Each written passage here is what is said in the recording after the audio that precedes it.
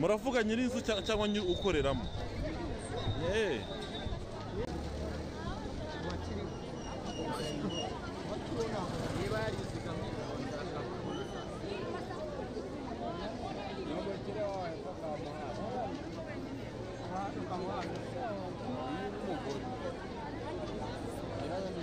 Muravuga nyir'inzu cyangwa ukoreramo?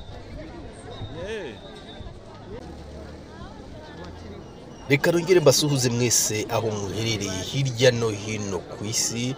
Uyu ni Umunara TV, naho je nitwa Badi umunyamakuru wa channel Umunara. Rero muri iki gitondo inkuru izindutse isakara hirya no hino by'umwihariko mu Rwanda, ni inkuru tuvuga ko ibabaje y'inkongi y'umuriro yibasiye inyubako iri ku muhanda yakorerwaga mu bucuruzi hariya neza ku Ruyenzi, maze igafatwa n'inkongi y'umuriro bikekwa ko yaba yatewe na gaze. Iyi nkongi y'umuriro rero iri kurushaho kugenda izamura ubukana, abantu bavuga ko badafite ubushobozi bwo kuyizimya. Benshi bakomeje kwitabaza nimero zishobora kubatabara za polisi ndetse n'izindi kugira ngo boherezwe kizimya mwoto ishobora kubafasha kuzimya iyi nkongi. Rero mw'inshuti zacu mukomeza kudutega amatwi kandi turabakunda, twabifurije umwaka mushya muhire 2023 by'umwihariko ku bakristo. Rero mukomeze kandi mwitegure neza Noheli nziza, ariko nanone mugomba kwitegura mwirinda kandi mukumira ibiza bituruka kuri gaze tugenda tubona hirya no hino hamwe na hamwe.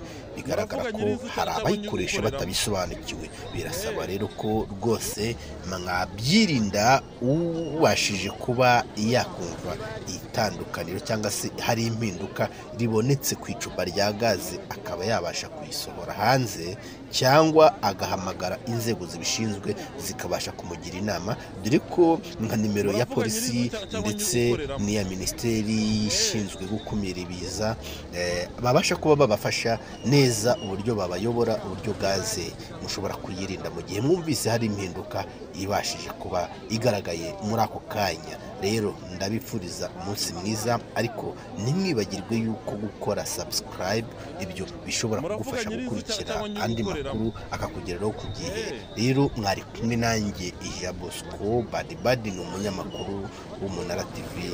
Mukomeze kugira ibihe byiza, ariko nyuma y'aya makuru hari n'akangaka gakomeje kukwirakwira ku mbuga nkoranyambaga k'abasirikare bariho idarapo rya Uganda bari mu ishyamba. Dore ngibi ibyo barimo.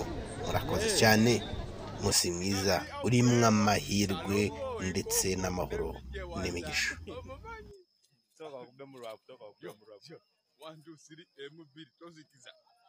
Arapiginga ateka bamugamba zikiza ngalida bamugamba zikiza ngatanga reka budonga ateka yo ngatuli auto ewa salongo ekongo nevije waza omumanyi soka kubemura kutoka kubemura 1 2 3 M2 tozikiza arapiginga ateka bamugamba zikiza ngalida bamugamba zikiza ngatanga reka budonga ateka yo ngatuli auto ewa salongo ekongo nevije waza omumanyi soka kubemura kutoka kubemura 1 2 3 M2 tozikiza arapiginga ateka bamugamba zikiza ngalida bamugamba zikiza ngatanga reka budonga ateka yo